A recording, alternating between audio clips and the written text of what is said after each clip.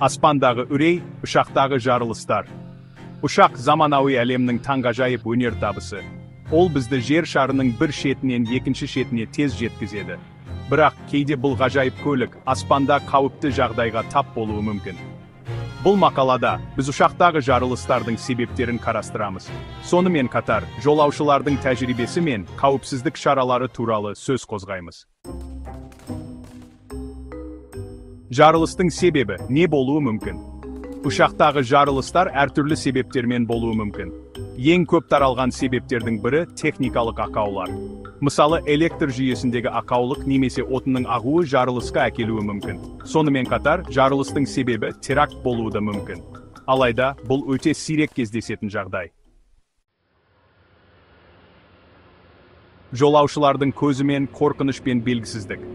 Ұшақта жарылыс болған кезде, жолаушылар үлкен қорқыныш пен белгісіздікке тап болады.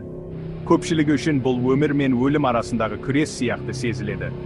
Тыныштық сақтап, экипаж мүшелерінің нұсқауларын орындау өте маңызды.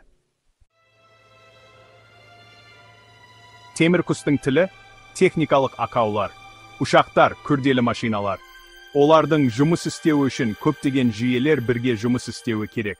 Кез келген жүйедегі ақаулық жарылысқа әкелуі мүмкін. Сондықтан ұшақтарды үнемі тексеріп, техникалық қызмет көрсету өте маңызды. Қауіпсіздік қағидалары. Аспан астындағы қорғаныс. Ұшақпен ұшу әлемдегі ең қауіпсіз көлік түрі.